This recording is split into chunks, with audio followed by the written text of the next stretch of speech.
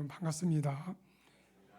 제 목소리가 조영선 목사님처럼 쩌렁쩌렁하지 못하고 조금 이렇게 허스키해가지고, 또 제가 목이 약해서 큰 소리를 내면 그냥 금방 쉬기 때문에 제가 살살 이렇게 말씀을 나누도록 하겠습니다.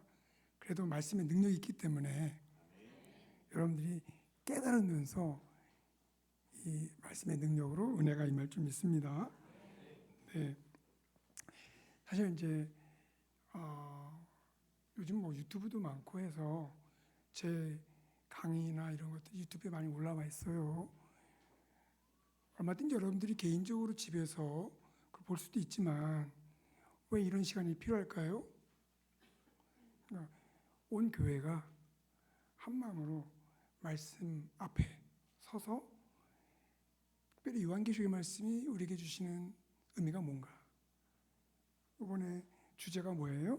종말의 시대의 교회 사명이 뭔가, 이것을 이 현장에서 말씀을 들으면서 성령의 음성을 깨닫고, 그리고 정말 올바른 교회를 이 종말의 시대에 세워나가기 위해서 한 마음이 되는, 그게 되게 중요한 거예요. 그렇죠? 그래서 이 시간, 이 현장이 되게 중요합니다.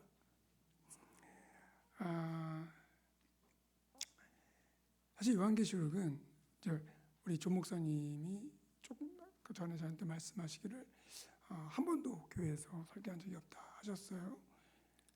속으로 다행이다. 왜냐하면 제가 좀 저의 요한계시록에 대한 해석이 좀 특별하거든요. 그러니까 특별하다는 게 뭐랄까요? 어떻게 이제 설명할 수 있냐면, 기존에 생각했던, 전통적으로 생각했던 것과 좀 다른 게 있어요. 그 말은 뭐냐면, 전통적으로 요한계시록에 대해서 이렇게 한국교회에서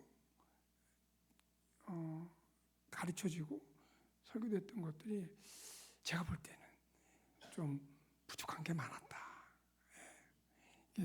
틀렸다라고 말할 수도 있고, 방향이 좀 다른 방향이라고 말할 수도 있고, 좀 그런 아쉬운 부분들이 많다는 거예요. 그러다 보니 제가 이렇게 교회에서 저를 초청해서 요한계시록 설교든 강의든 듣기를 원할 때 저의 입장을 분명히 얘기합니다. 그래도 저를 부르시겠습니까? 그래서 그래도 부르겠습니다 하면 가고, 너무 다르니까 안 되겠습니다 하면 안 가고, 그런 입장인데, 목사님께서 한 번도 설교를 한 적이 없다 그래서 제 편하게 하라고 해서 그런 마음으로 왔습니다. 여러분, 요한계시록 하면 뭐가 생각이 날까요? 뭐 어렸을 때부터 신앙생활을 해오신 분들은 뭐 한두 번 다 들으셨을 거예요. 나름 고정관념이 있을 수도 있어요. 그렇죠. 심판. 먼저 딱 생각이 나죠. 그건 뭐냐면 되게 부정적이라는 거예요. 그래서 좀 우스갯말로 가까이 하겠노 당신, 가까이 하고 싶은데 좀 뭔가 거리감이 있고 두렵고 떨고 좀 공포스러운 부분이 없지 않아 있다는 거죠. 그게 잘못 가르쳐졌다는 거예요. 요한계시록 하면 가장 먼저 떠올라야 되는 게 뭐냐면 예수님이세요. 예수님. 왜 그래요? 1장 1절에 예수 그리스도의 계시다라고 했거든요. 요한계시록은 예수 그리스도의 계시라고 하는 것은 예수님께서 계시했다는 뜻도 되고 예수님을 계시했다는 뜻도 돼요. 예수 그리스도의 계시라 할 때 이 의라는 소유격은 주어적으로 해서 예수께서 계시했다라는 것이 되고, 목적격으로 이걸 해서 예수님을 계시했다. 분명해요. 요한계시록은 예수님을 계시한 책이에요. 요한계시록 읽을 땐 예수님을 만나고 예수님을 경험해야 되고 할 수가 있는 거죠. 예수님을 만나고 경험할 때 우리에게 어떤 일이 일어나요? 기쁨이 있고 회복이 있고 치유가 있죠. 이건 분명합니다. 오늘 1부, 2부, 3부 어떤 면에서 원데이 바이블 컨퍼런스예요. 참 좋은 방법입니다. 오늘 하루 그냥 수련회 왔다고 생각하시고, 예, 그냥 여기서 말씀 가운데 교제하시고 또 기도하면서 성령의 음성을 말씀을 통해서 듣기를 바라겠습니다. 자, 예수님이 되게 중요하고, 근데 예수님이 하신 일 중에 가장 중요한 게 뭐예요? 교회를 세우신 거예요. 교회. 그래서 요한계시록에 가장 중요한 주제 중에 또 하나가 뭐냐면 교회가 있습니다. 여러분, 교회 그러면 우리들의 이야기죠. 남의 얘기가 아니고 우리들의 이야기예요. 그래서 오늘 이번 그 주제를 교회 사명, 종말의 시대의 교회 사명이 무엇인가. 그래서 세 번의 예배를 통해서 여러분들은 두 가지 단어를 계속 반복해서 들으실 거예요. 하나는 종말, 또 하나는 교회. 예. 여러분들에게 오늘 1부 예배 때 첫 번째로 소개하고자 하는 그 요한계시록에서의 교회에 대한 본문은 되게 많아요. 많은데 그 중에서 그래도 쉽게 접할 수 있는 그 본문으로 첫 번째로 7장 1절부터 8절 말씀을 선택을 했습니다. 제목을 이렇게 정해봤습니다. 14만 4천 땅에서 전투하는 교회다. 사실 14만 4천과 관련해서 오해가 되게 많이 있죠. 그 오해도 좀 해소할 겸, 그리고 교회에 대한 이해도 우리가 함께 공유할 겸 해서 7장 1절부터 8절을 우리 첫 번째 일부 예배 본문으로 정해봤습니다. 항상 여러분 성경을 볼 때 뭐가 중요하냐면 문맥이 중요합니다. 특별히 요한계시록은 문맥이 중요해요. 왜 그래요? 대부분 이단들이 문맥 무시하고 자기가 하고 싶은 말만 딱 떼가지고, 예. 그래서 자기가 얘기하고 싶은 그 목적에 맞게, 본문은 그런 게 아닌데 문맥과는 관계없이 여기저기 말을 가져와서, 그러니까 이게 좀 이단들이 대부분 전도의 대상으로 삼는 사람들이 성도들 아니겠어요? 근데 성도님들이 요한계시록에 대해서는 아까 뭐라 그랬습니까? 가까이 하기에는 너무 먼 당신이었기 때문에 약간의 백지 상태에 있는데 막 갔다가 얘기를 하니까 그런가 보다라고 이렇게 안타깝게도 설득되는 경우가 빈번합니다. 그래서 항상 특별히 요한계시록은 이 문맥 함께 살펴보는 게 되게 중요한데요. 이 7장 말씀은 여섯 번째 인심판 6장 12절부터 17절 말씀하고 일곱 번째 인심판 8장 1절 말씀 그 사이에 싹 들어가 있어요. 신기하죠? 보통 우리가 어떤 이야기를 할 때 이야기하다가 멈추고 다른 주제를 가져와서 이야기하다가 또 한참 지나서 그 다음 처음 얘기했던 이야기를 이어서 가는, 그건 별로 좋은 화법은 아니에요. 왜요? 헷갈리거든요. 그냥 쫙 얘기하고 또 그 다음 주제 쫙 얘기하고, 그게 좀 좋은 의사소통 방법이 아니겠습니까? 근데 흥미롭게도 요한계시록은 약간 독자들로 하여금 당황스러운 방식으로 이런 그 어떤 구조를 보여주고 있습니다. 여섯 번째 인심판 6장 12절부터 17절, 그리고 7장이 들어가 있고, 그리고 8장 1절부터 일곱 번째 인심판이 또 이어져요. 여러분, 이 구조를 통해서 우리가 알 수 있는 건 뭐냐면, 심판하고 이 7장의 내용이 뭔가 관계가 있구나, 전혀 다른 이야기는 아니겠구나라는 걸 느낄 수가 있는 거예요. 자, 여기서 우리가 이번 주제는 아니지만 이 오늘 우리가 나눌 7장의 말씀, 1부는 1절부터 8절, 2부는 9절부터 17절, 이 말씀을 이해하려면 요한계시록에서는 심판에 대해서 뭐라고 말하는가, 이걸 좀 이해할 필요가 있어요. 예. 사실은 이제 우리가 한 주제를 가지고 오늘 이렇게 말씀을 나눌 텐데 그 주제와 관련된 것들이 조금 더 있어요. 근데 이것도 얘기하다 보면 또 이게 시간이 막 가기 때문에 간단히만 말할 수밖에 없는 저의 안타까운 심정을 여러분들이 이해해 주시기 바랍니다. 네. 여러분들이 막 알고 싶은 게 많을 거예요. 근데 오늘은 교회에 대해서만 얘기하는, 집중해서 얘기하고자 하기 때문에 거기에 집중하는데 관련된 주제가 있기 때문에 간단히만 말씀을 드릴게요. 심판. 아까도 이제 심판, 요한계시록 하면 심판 이야기가 금방 떠오른다고 말씀하셨는데 요한계시록에 실제로 심판에 대한 이야기가 많습니다. 인, 나팔, 대접. 그것도 7개씩 3번 반복해서 나와요. 성경 본문으로 굉장히 많은 양을 차지하고 있습니다. 그런데 이 심판에 대한 이해가 많이 왜곡되고 있어요. 가장 그 왜곡되는 현상 중에 하나가 뭐냐면 우리가 심판받으면 어떡하지? 성도가 심판받으면 어떡하지? 그런 두려움을 갖습니다. 그래서 요한계시록을 읽는 거를 두려워해요. 특별히 이 심판과 관련해서 이 전문적인 용어가 회자되고 있죠. 그게 뭐예요? 7년 환란. 안 들어보신 분들은 다행이라고 생각하십시오. 전혀 성경적이지 않고 성경에도 없는 그런 표현이에요.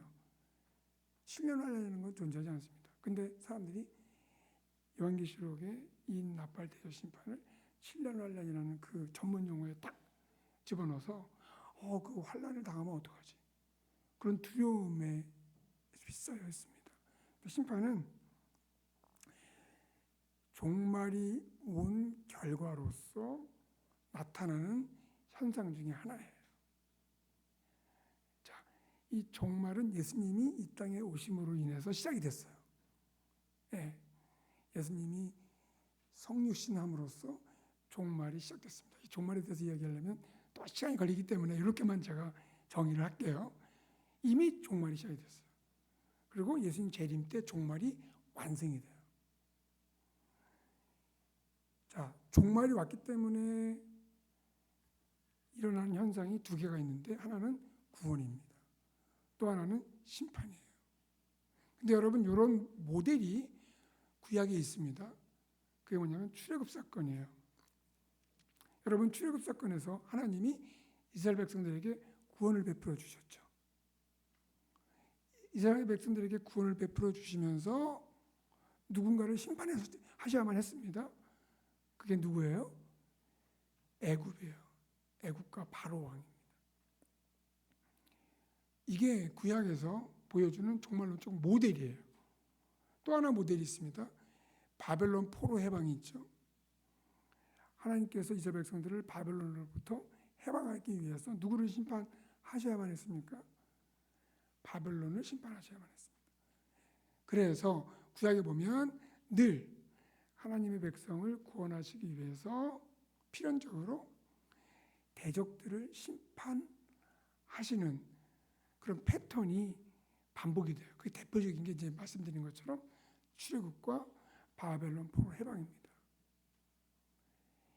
마침내 예수님이 종말의 시대에 이 땅에 오셨어요. 오셔서 종말이 시작이 된 거죠. 종말의 결과로 2가지 뭐라고 했습니까? 구원과 심판이 시작이 됐어요. 그래서 이 시대는 구원의 시대이기도 합니다. 진정한 구원이 도래한 시대입니다. 그래서 우리가 예수 믿고 구원을 받게 된 거예요. 하나님의 자녀가 된 거예요. 구약에서는 이스라엘 백성이라고 하는 그 샘플을 통해서 구원을 보여주셨는데 그런 샘플을 보여주는 준비의 기간이 다 끝나고 이제 최종적인 구원을 보여주시는 종말의 시대가 온 거예요. 그래서 우리가 예수를 믿고 하나님의 자녀가 되는 거죠. 동시에 동전의 양면처럼 이 시대에 무엇이 임했다고요? 심판이 임한 거예요. 그래서 이 종말의 시대에 둘 중에 하나 모든 사람들은 둘 중에 하나예요.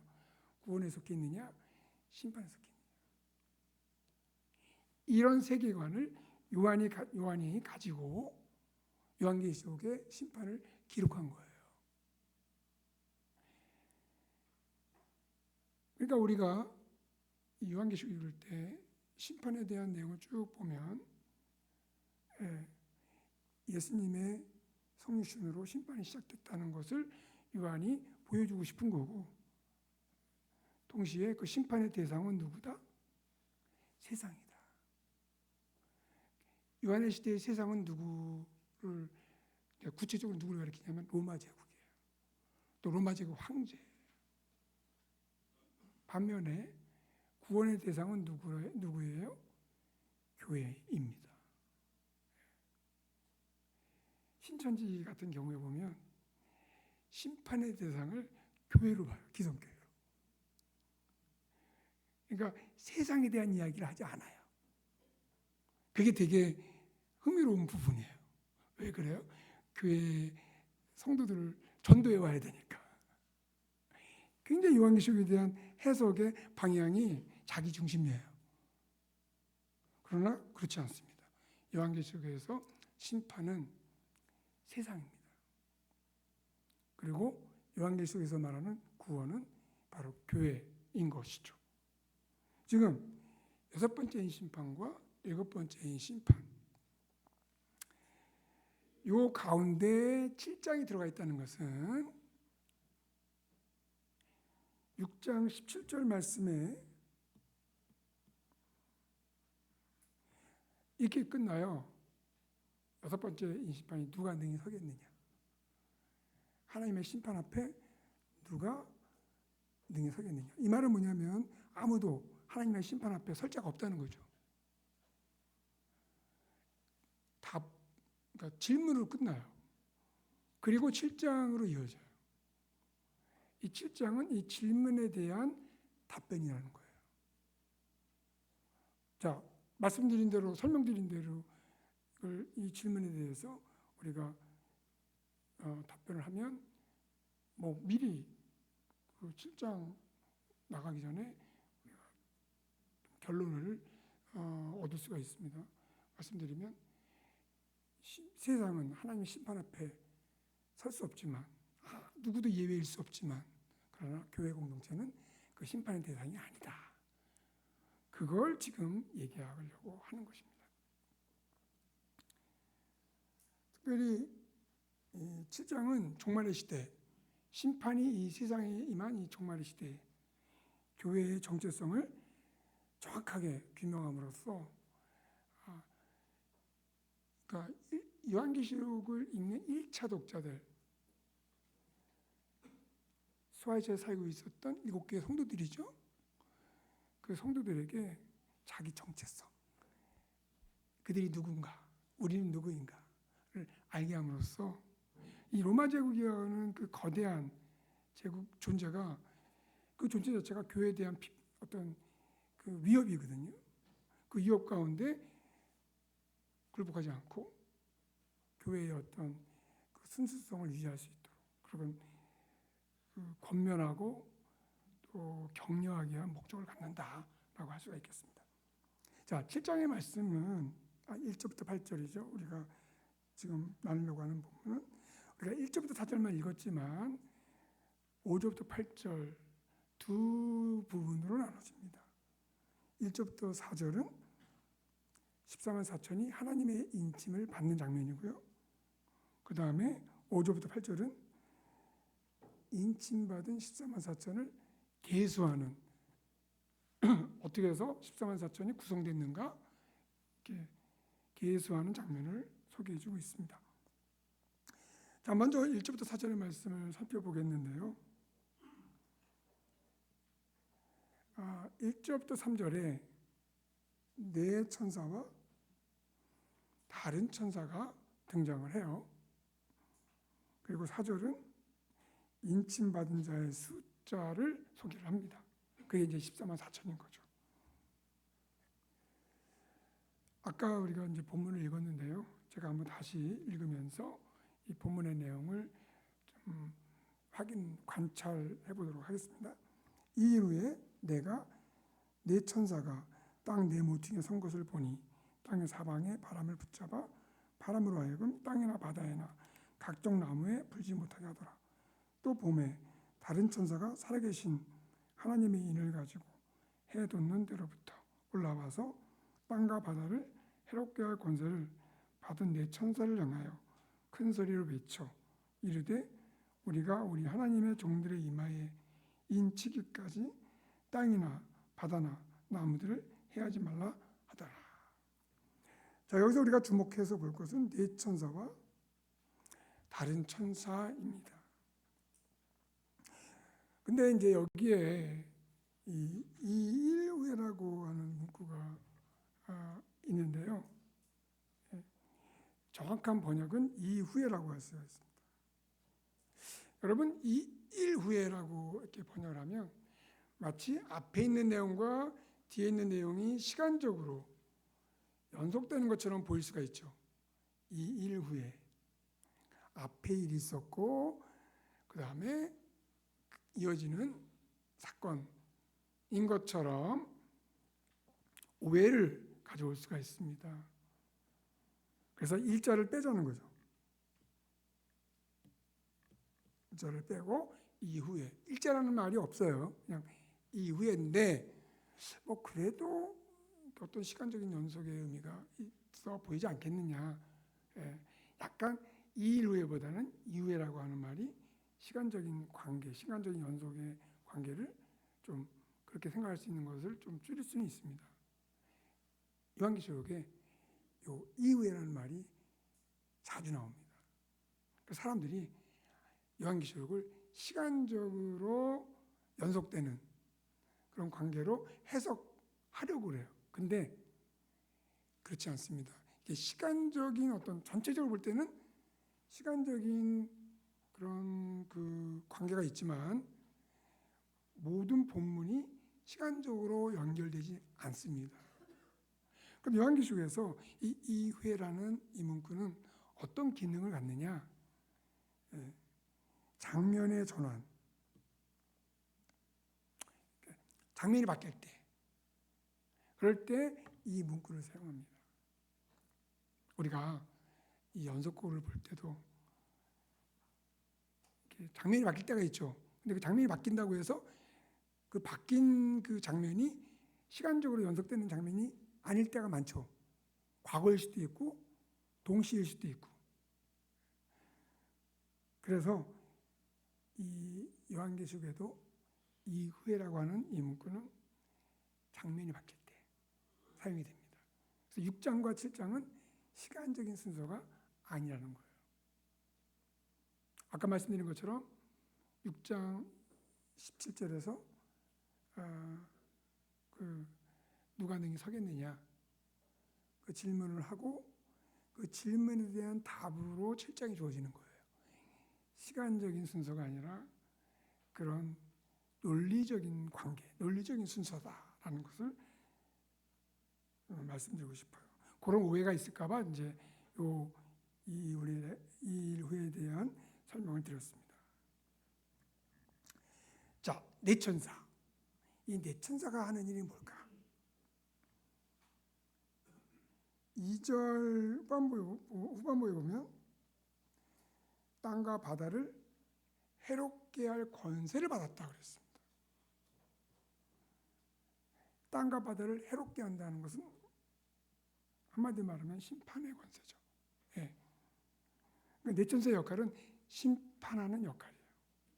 이 7장의 이야기 속에서 네 천사는 심판의 역할을 부여받았습니다. 그런데 이 네 천사가 서 있는 위치를 보면 흥미롭습니다.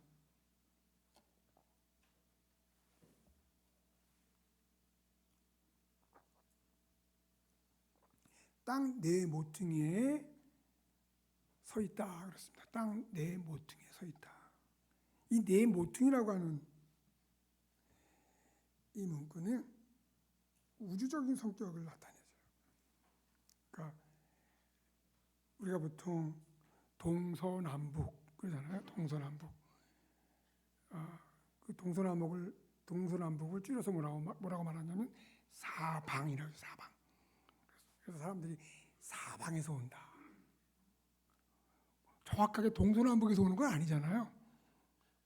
예, 모든 곳에서 온다. 그런 뜻이잖아요. 네모퉁이라고 하는 이 표현은 심판의 권세를 받은 그 네 천사의 그 심판하는 그 역할이 우주적이라는 거예요. 누구도 제외되지 않는다. 모든 땅, 모든 바다, 모든 사람이 다 포함이 된다. 이런 표현은 구약에도 잘 나와 있습니다. 에스겔 7장 2절에 보면 이 땅 사방의 일이 끝났도다. 그 하나님께서 이 땅 모든 곳을 심판하신다는 거죠. 또 이사야 11장 12절에도 땅 사방에서 흩어진 자들을 모으실 거다. 그러니까 모든 곳에서 모으시겠다는 거죠.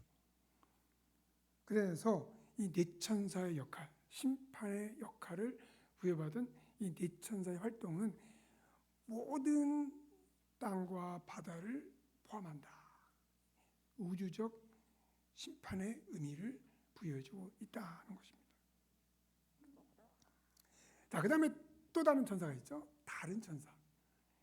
2절부터 3절 말씀에 이 다른 천사의 활동이 소개가 되는데, 먼저 3절에 보면 뭘 가지고 있어요? 하나님의 인을 갖고 있습니다. 여기 하나님의 인이라는 게 중요해요. 하나님의 인을 갖고 있습니다. 그러면서 하나님의 종들의 이마에 인을 치는 역할을 감당하고 있습니다. 그래서 3절 말씀에 보면 우리가 하나님의 종들의 이마에 인치기까지 해하지 말라. 요 해야 한다는 것은 누구의 역할을 보여주고 있어요? 예, 네 천사죠.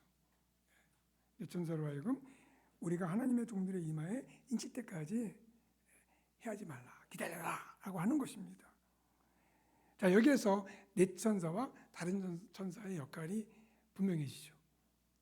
네 천사는 심판, 다른 천사는 하나님의 종들의 이마에 인을 치는 것입니다. 자, 하나님의 종들의 이마에 인을 친다.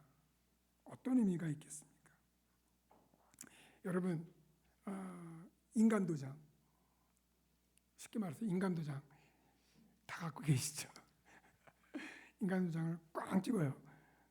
의미가 뭐예요? 소유, 내 소유다.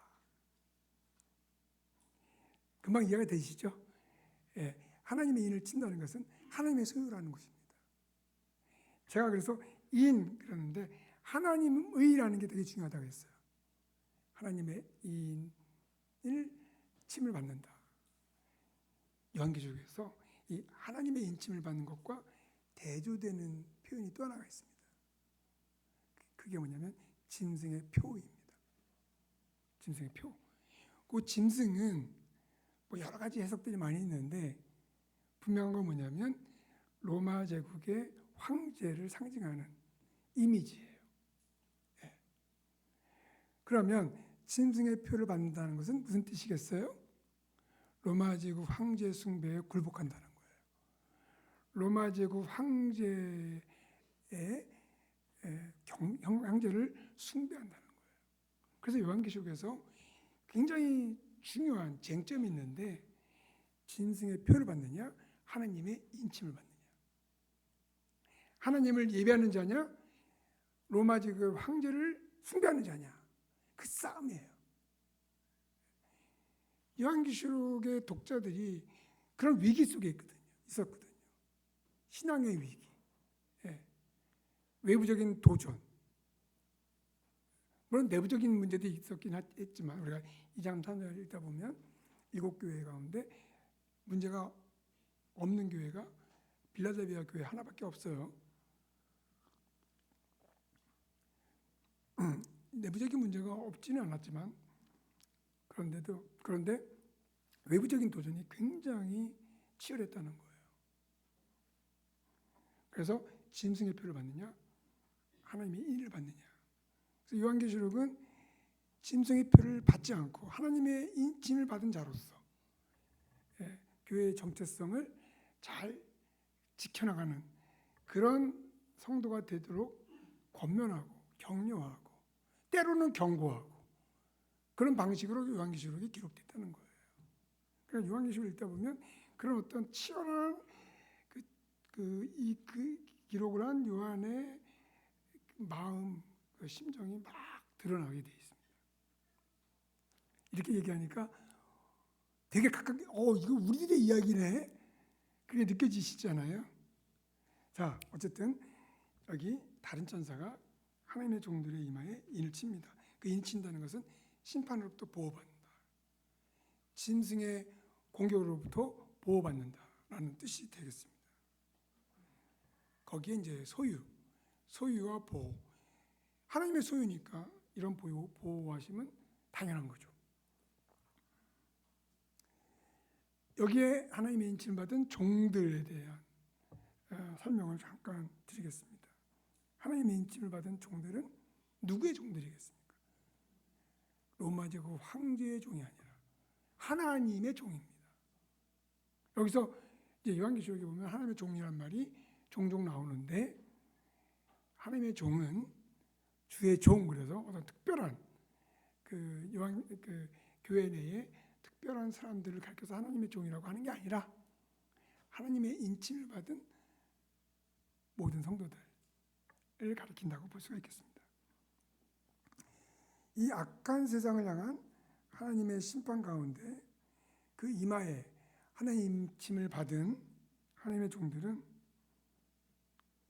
하나님의 소유된 자들로서 영적인 보호를 받는다라고 할 수가 있겠습니다.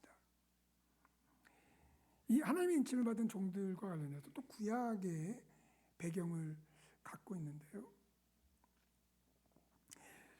제가 이제 여러분들에게 자막 구약을 소개해드리고 있는데 이유가 있습니다. 여러분 요한계시록에서의 많은 표현, 이미지, 단어들이 상당 부분 구약에서 오고 있어요. 그러니까 구약을 배경으로 읽을 때 요한계시록에 대한 이해가 올바른 방향에서 이해가 될 수가 있고요. 왜냐하면 가장 안전하잖아요. 그러니까 우리들의 상상이나 우리들의 어떤 경험이나 그런 게 아니라 구약을 배경으로 우리가 요한계시록을 해석하면 가장 안전하고 왜곡되지 않을 수가 있다는 것이죠. 자, 에스겔 9장 4절부터 6절에 보면 이런 내용의 말씀이 있습니다.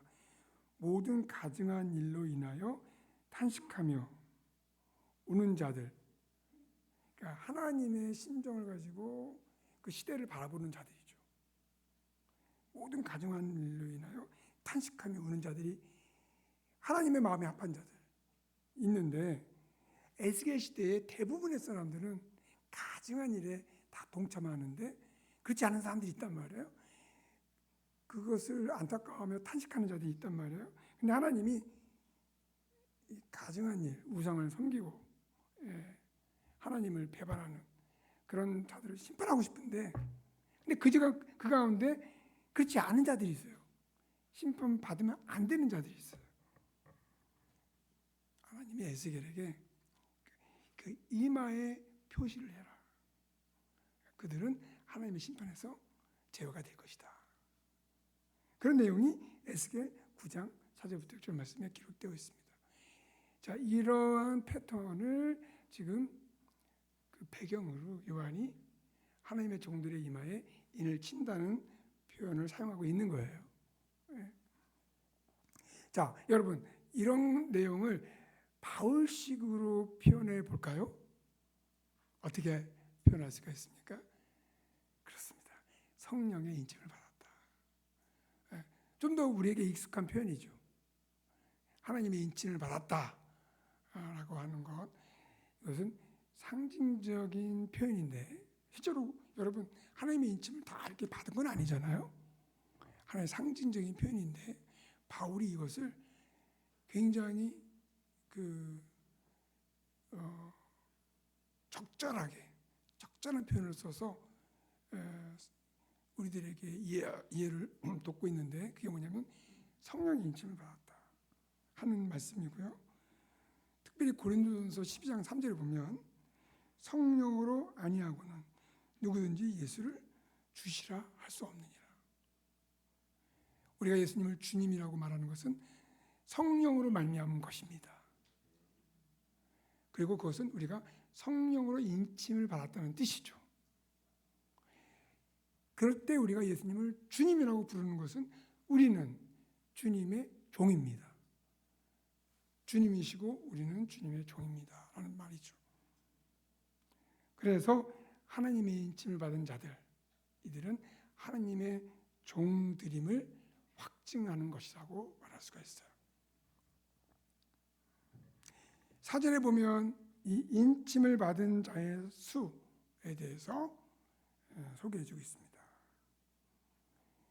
내가 인침을 받은 자의 수를 들으니 이스라엘 자손의 각 지파 중에서 인침을 받은 자들이 14만 4천이다. 그 이름도 유명한 14만 4천이 여기에 등장을 합니다. 여러분, 13만 4천과 관련해서 여러 외들에 대한 것을 많이 알고 계시죠? 굳이 신천지를 얘기하지 않더라도 이걸 문자적으로 해석하는 경향이 굉장히 많습니다.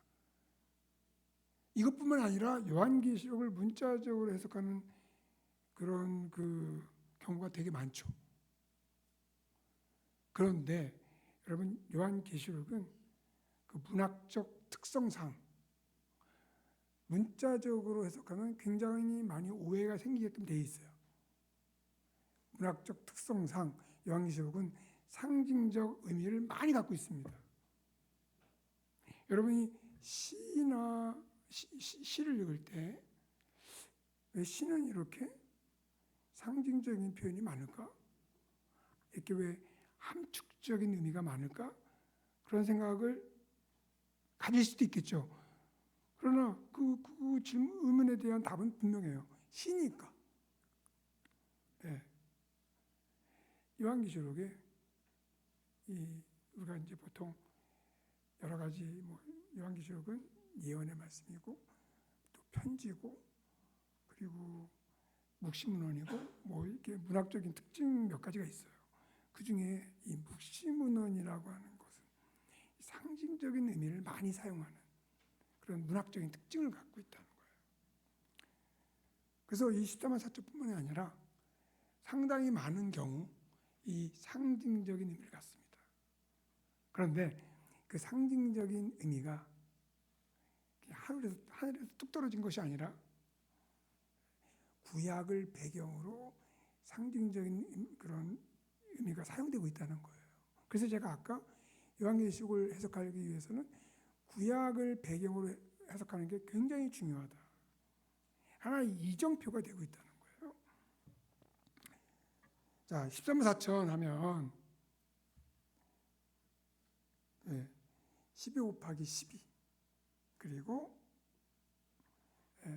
10도 3개가 이제 곱하기로 구성이 됩니다.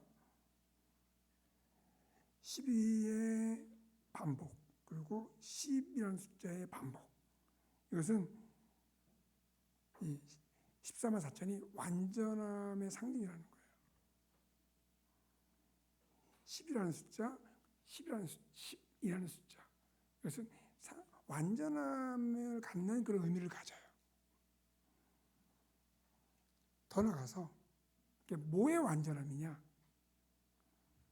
여기서 중요한 건 뭐냐면 12 곱하기 10이라는 숫자의 구성입니다. 12 곱하기 12. 여러분, 성경에서 12 그러면 금방 어떤 것이 떠올려집니까? 훌륭하십니다. 이렇게 여러분들이 12지파, 12사도 생각할 수 있기 때문에 그런 어떤 의사소통의 방법으로 이런 숫자를 사용하고 있는 거예요. 그러니까 13만 4천 그러면 여러 가지 숫자의 조합의 경우의 수가 있을 수가 있겠죠. 그러나 금방 우리가 떠올릴 수 있는 숫자는 12 곱하기 12인 거예요. 그러면 여기 두 개의 12를 통해서 구약의 12지파와 신약의 12사도의 수를 나타내고 있구나 하는 그런 어떤 연상을 할 수가 있는 거예요. 자, 그럼 여러분 구약의 12지파와 신약의 12사도의 관계는 어떤 관계일까요? 밀접한 관계. 완전히 아재 개그예요. 어떻게 밀접한 관계냐? 좀 더 구체적으로 말하면 약속과 성취의 관계라는 거예요. 이거 기말고사에 나옵니다. 구약의 이스라엘은 약속이에요. 그 자체로 최종적이지 않습니다. 준비의 기간에 이스라엘 백성들을 통해서 하나님이 하나님의 백성을 어떻게 사랑하시고 인내하시고 때로는 심판하시는가 그런 모델을 보여주셨어요. 종말의 시대를 기다리고 있었던 거죠. 그러다가 예수님이 오셔서 12명의 사도를 뽑으신 거예요. 그러니까 여러분 우리가 아주 그 의미 있는 과정이라고 볼 수가 있는데 왜 예수님이 12명의 사도를 뽑으셨을까? 하필 11명일 수도 있고 7명일 수도 있고 10명일 수도 있고 왜 굳이 12명일까? 그리고 사도행전 1장에 보면 베드로가 마가의 다락방에서 가룟 유다가 이제 그렇게 됐잖아요. 그래서 이제 11명인데 왜 굳이 마띠아를 뽑는 작업을 했을까? 오순절 사건은 교회가 공식적으로 출범한 사건이에요. 그 오순절 사건이 있기 전에 사도는 12명이어야만 되는 거예요. 왜? 구약의 12지파를 통해서 세워진 이스라엘의 그 약속이죠. 성취로서 12사도 위에 세워진 교회가 이루어져야 되기 때문에 사도는 12명이어야 되는 것입니다. 이 굉장히 신학적으로 심오한 그런 작업이에요. 12명을 뽑았다는 거. 그리고 베드로가 이 마띠아를 통해서 12명의 사도를 충원했다는 거. 이런 면에서 14만 4천은 하나님의 백성의 완전한 수다. 더함도 없고 덜함도 없는 하나님 백성의 완전한 수다. 여러분들은 14만 4천에 속해 있습니까? 생각해 봐야 되겠는데요. 그러면 안 되죠. 어떻게 알아요? 예수님을 주라 고백하면. 예수님을 주라 고백하는 것은 누구로 말미암는다고요? 성령으로 말미암는다. 예수를 주라 고백하는 자들은 성령으로 인침을 받은 자들입니다. 그것은 하나님의 인침을 받았다는 거에 의미예요. 뭘 좀 더 열심히 해야 되고, 뭘 좀 더 헌금을 많이 드려야 되고, 뭐 예배를 더 많이 와야 되고, 그게 14만 4천 안에 속해 있는 조건이 아닙니다. 그 결과지. 감사해서 하는 거죠. 예수를 주라 고백하는 자들은 누구나 14만 4천의 완전한 수에 들어와 있다. 할렐루야. 아멘.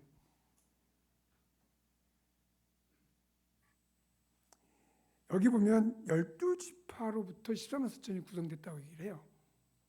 그럼 12지파는 문자적이 아니라 상징적으로 봐야 되는 거죠.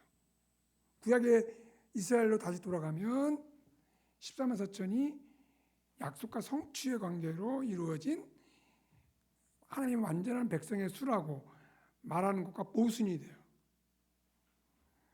그래서 여러분 요한계시록에서 12지파를 문자적으로 해석할 수 없는 이유들이 몇 가지가 있습니다. 2장 9절, 3장 9절에 보면 요한계시록에서 이 이스라엘 백성을, 혈통적인 이스라엘 백성, 유대인이라고 할 수가 있는데 사탄의 회라고 말합니다. 사탄의 회, 사탄의 회당. 예. 굉장히 뭐라고 말할까요? 직접적인 공격이잖아요. 너희들은 사탄의 회야. 이 말이 어떤 맥락에서 나오냐면 유대인들이 이제 로마 제국 관리들에게 우리들은 쟤네들하고 달라요. 쟤네들이 누구냐면 이제 그리스도인들이에요. 그러니까 초기에 그리스도인들은 대부분 유대인이었잖아요. 처음에 이제 유대인들이 복음을 듣고 예수를 믿게 됐거든요. 그리고 뭐 디아스포라에 있는 그 사람 유대인들이 바울의 어떤 선교 여행을 통해서 복음을 듣고 예수 믿게 됐습니다. 그러니까 로마 제국의 입장에서는 예수 믿는 유대인이나 예수 믿지 않는 유대인이나 똑같이 보이는 거예요. 근데 예수 믿는 유대인들은 뭔가 좀 뭔가 되게 열심이었거든요. 예. 좀 더 분명한, 예수님을 주로 섬기는 거에 있어서 분명한 태도를 보였기 때문에 어떤 면에서 로마 제국의 입장에서는 위협을 느낄 수밖에 없었어요. 그걸 유대인들이 너무 잘 알았다는 거예요. 혈통적 유대인들이. 그러니까 혈통적 유대인들이 그리스도인 유대인들을 향해서 쟤네들은 우리와 달라요. 그게 혈통적 유대인들이 요한계시록의 그런 정황, 그게 그런 것들이 나오는데 혈통적 유대인들이 그리스도인 유대인들을 핍박하는 하나의 방법이에요. 쟤네들 잡아가 주세요 하는 거예요. 그래서 2장 9절과 3장 9절에서 유대인들은 사탄의 회다, 이렇게 정말 적나라하게 공격하고 있는 것입니다. 그러니까 이 지금 7장 1절부터 8절에서 14만 4천 12지파에서 나왔다고 했는데 그 12지파가 지금 제가 몇 시까지 해야 되죠? 10시 5분인데 15분까지 15분 내면 다 끝나겠습니다.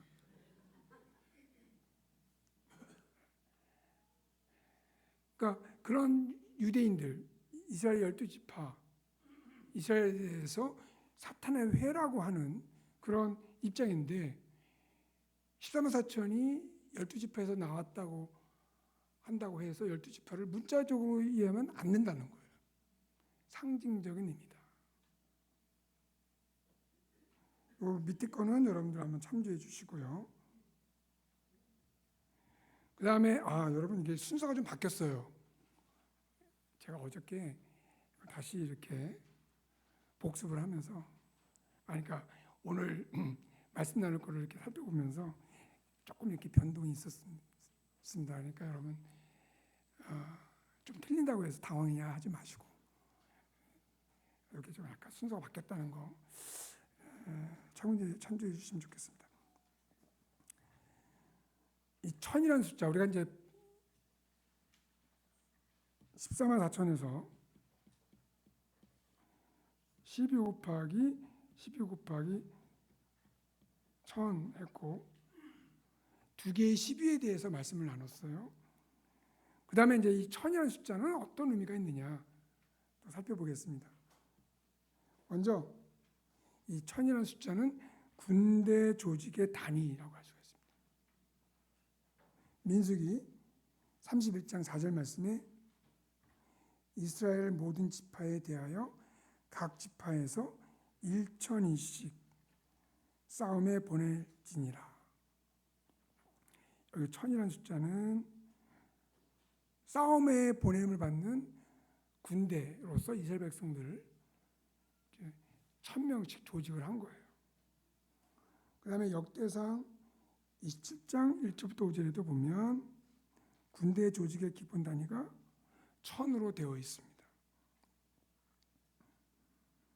자, 이런 1000이라는 숫자에 의해서 14만 4천은 군대 조직의 어떤 단위로서의 배경을 통해서 14만 4천이 전투하는 공동체다. 전투하는 공동체다. 또 한 가지 이 1000이라는 숫자가 이 완전한 수라는 것입니다. 출애굽기 34장 7절에 보면 인자를 1000대까지 베풀며 악과 과실과 죄를 용서하리라. 출애굽기 20장 6절에도 나를 사랑하고 내 계명을 지키는 자에게는 1000대까지 은혜를 베푸느니라.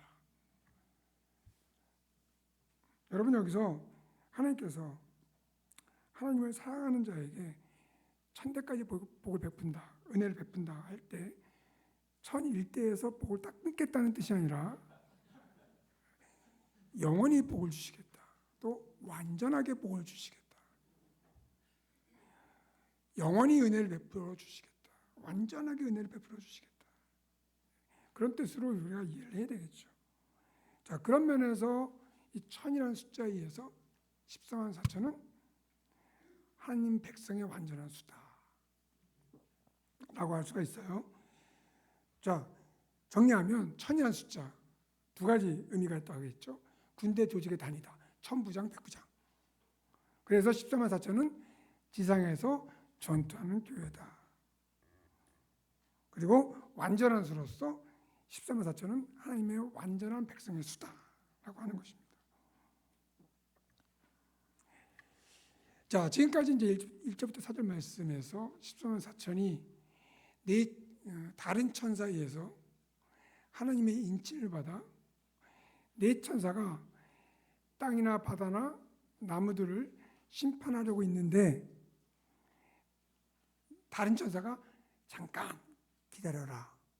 하나님의 종들의 이마에 인을 칠 때까지 기다려라 하고 14만 4천의 이마에 인을 꽝꽝꽝꽝 친 거예요. 이런 내용이 1절부터 4절의 내용입니다. 자, 여러분 여기서 왜 이 네 천사가 심판하는 역할로 등장을 했을까? 이것은 7장 말씀이 6번째 인과 7번째 인 사이에 딱 들어가 있다고 했잖아요. 그러니까 이 7장의 말씀은, 특별히 1절부터 8절의 말씀은 심판이라는 그런 맥락, 그런 문맥에서 주어진 말씀이에요. 그래서 심판의 시대에 누가 능히 서겠느냐. 7장에서 이제 그 질문에 대해서 답합니다. 그러면서 이 네 천사로 하여금 심판이라고 하는 그런 상황을 설정을 해주고 있는 거예요. 그리고 14만 4천의 이마에 하나님의 인을 침으로써 네 천사에 의해서 주어지게 될 심판으로부터 하나님의 백성들은 보호를 받는다. 심판의 대상이 아니다. 자, 그러면 6장 17절에서 누가 능히 서겠느냐? 이 질문에 대한 답이 주어지죠. 14만 4천, 하나님의 인침을 받은 하나님의 소유된 자들은 심판의 대상이 아니다. 하나님의 심판에도 불구하고 하나님의 백성들은 능히 설 수가 있다. 멸망하지 않는다. 그 답을 지금 우리에게 주고 있는 거예요. 이건 다른 사람들의 이야기가 아니라 저와 여러분들의 이야기죠. 이 시대가 종말의 시대예요. 심판의 시대입니다. 여러분, 우리가 영적인 눈으로 이 세상을 보면 심판이 임했다는 것을 볼 수 있어야 돼요. 그게 요한계시록이 우리에게 요구하고 있는 거예요. 이 세상이 화려하고 어떤 능력자에 의해서 잘 돌아가는 것 같아 보이지만 로마 시대에도 그랬거든요. 그런데 우리는 이 시대를 어떻게 봐야 되냐? 심판의 시대로 봐야 되는 거예요. 동시에 구원의 시대입니다. 그래서 우리가 구원받고 하나님의 자녀가 된 것입니다. 자, 5절부터 8절은 이 14만 4천이 어떻게 구성됐는가를 보여주고 있어요. 세 가지 살펴보겠는데, 처음에 어떻게 시작됐냐면 12지파가 쭉 열거가 되는데 처음에 유다 지파부터 시작이 돼요. 여러분, 보통 12지파가 쭉 목록이 열거가 될 때 항상, 물론 중간에 순서가 바뀌긴 하지만 변하지 않는 건 뭐냐면, 첫 번째 누가 등장을 해요? 루벤이 등장해요. 맏아들. 근데 흥미롭게도 이 5절부터 8절에서는 유다 지파부터 시작됩니다. 여러분 잘 아시는 것처럼 유다 지파는 메시아의 조상이에요. 그래서 순서를 매우 특이하게 유다 지파로 바꿈으로써 14만 4천은 메시아적 공동체다 라는 것을 막 보여주고 싶은 거예요. 그래서 루벤 대신 유다 지파를 첫 번째로 넣었다. 그 다음에 여기 보면 중에 뭐 계속 반복해서 사용이 되지 않습니까? 이거는 정확하게 번역하면 뭐뭐스로부터입니다. 뭐뭐스로부터. 이것은 선택과 소속, 12지파 중에 선택받은 자들. 예. 그래서 14만 4천은 선택받은 자들이라는 것입니다. 그리고 소속, 어디에 속했냐? 하나님의 백성에 속했다. 예. 그런 두 가지 의미를 갖습니다. 그 다음에 또 여기서 여러분 12지파를 다 계수하지 않습니까? 1만 2천. 통일된 숫자가 나와요. 어디서 많이 봤던 패턴이죠. 민수기 1장, 2장에 민수라는 게 뭐예요? 백성을 세다 하는 거예요. 그 패턴을 여기에 적용하고 있는 것입니다. 민수기 1장, 2장에서 왜 하나님의 백성을 세고 있습니까? 어떤 목적으로? 군대에 나갈 만한 자들을 정비하는 거예요. 군대 조직의 정비입니다. 그래서 민수기 1장, 2장에 이 민수는 이스라엘 백성들을 하나님의 군대로 규정하고 있는 것입니다. 자, 그 배경을 여기 적용하면 5절부터 8절에 각 지파마다 숫자를 통일시키죠. 왜 그래요? 14만 4천을 만들어야 되니까. 민수기에서는 숫자가 통일되지는 않습니다. 그런데 여기서는 의도적으로 14만 4천을 만들어야 되니 이렇게 통일해서 12,000씩 숫자를 변경하고 있는 거죠. 자, 이렇게 민수기 1장 2장을 배경으로 볼 때 이 5절부터 8절에 14만 4천은 전투하는 공동체라는 것을 보여주고 있습니다. 자, 정리는 참고해 보시고 적용을 제가 한번 해봤어요. 이 본문을 우리가 배우고 나면 이제 어떻게 우리가 살아야 될 것인가 한번 생각을 해봐야 되겠죠. 종말의 시대, 심판의 시대에 어떻게 전투하는 공동체로 살아갈 수 있을까? 전투하는 공동체니까 사실 1절부터 8절에 민수기 1장을 배경으로 해서도 그렇고 1000이라는 숫자로 통해서도 그렇고 전투하는 공동체라는 의미를 많이 담고 있습니다. 그것도 이 땅에서. 그런데 이제 하나님의 보호가 있는 거죠. 먼저 생각할 것은 뭐냐면 우리가 영적 전투에 있다.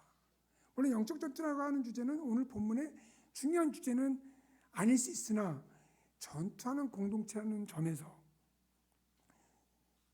영적 전투 현장에 있다는 사실을 분명하게 인식하는 것은 중요합니다. 그 다음에 성령의 인침을 받은 존재로서 여러분 요거는 강의 안에 없습니다.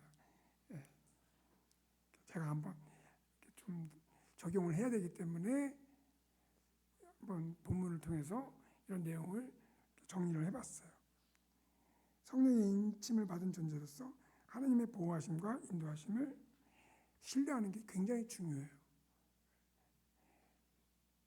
그 다음에 공동체가 함께 승리의 확신과 기쁨을 경험하는 연습과 훈련을 반복하는 것입니다. 이걸 우리가 이제 경건의 연습이라고 하는데, 여러분, 이 공동체가 함께하는 것이 굉장히 중요해요. 그러니까 내 신앙생활은 나 혼자 하는 게 아니라 공동체가 함께하는 것입니다. 그럴 때 이런 경건의 연습이 아주 좋은 결과를 가져올 수가 있습니다. 자, 여기까지 하고 기도하고 마치겠습니다.